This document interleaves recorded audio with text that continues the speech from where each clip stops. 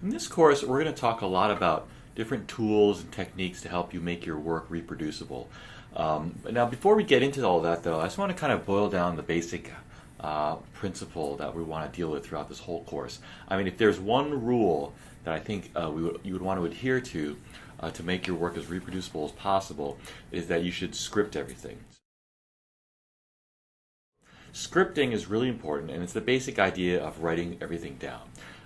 Back in the old days, you might have written down things down on paper or in lab notebooks. But now that we have more sophisticated computers and we can program them, we write things down as scripts or programs.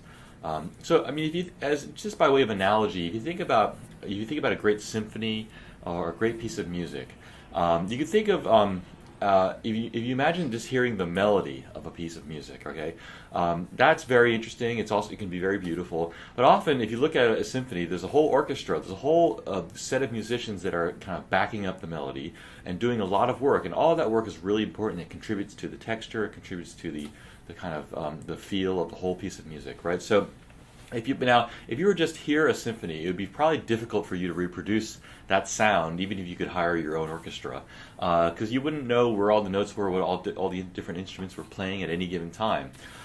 Even if you heard it a few times, you probably still wouldn't be able to do it. And in particular, you definitely would not be able to reproduce that sound if you were to only hear the melody, right?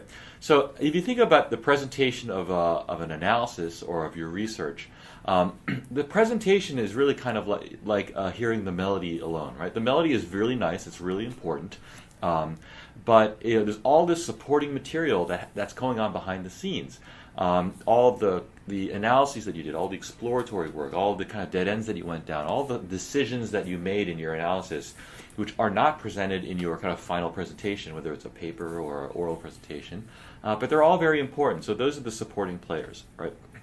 So just like in music, in research, we need a way to kind of write down everything that we did, everything that's going on, right? So in music, this is typically called the score, right? So the score is a way to kind of write down in musical notation all the different things that are being played, all the different things that are going on, all the notes, all the rhythms, all the timings, all the instruments, everything.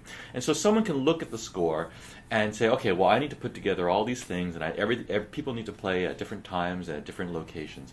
And so it's a way for you to reproduce a piece of music as accurately as possible. And musicians have have agreed upon a standard way to write down music and a standard notation for doing that.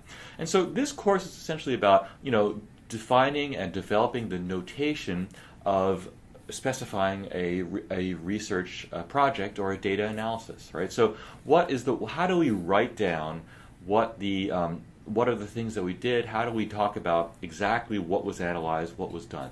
And so the way that we do that essentially is through scripting, right? We write down computer programs. We give instructions to the computer and tell it what to do at any given time with what type of data.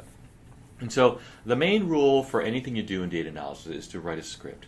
And the more you can do that and the less you can kind of do things on your own by hand without writing it down, the better and the more reproducible your work will be. So these computer programs, these scripts that we write, these are like the score for your data analysis. They tell someone else who's trying to reproduce your work exactly what happened and what to do. So if you want to get a sense of what it means to script something, you can just load up RStudio.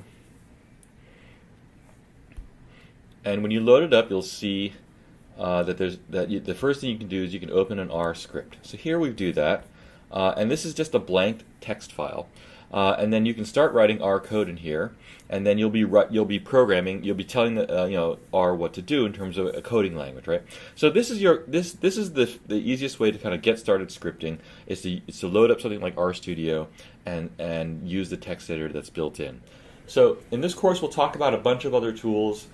Things like knitr, things like Markdown that will help you kind of organize your analyses. But the bottom line is to write it down, write a script, write a program, and make your work reproducible.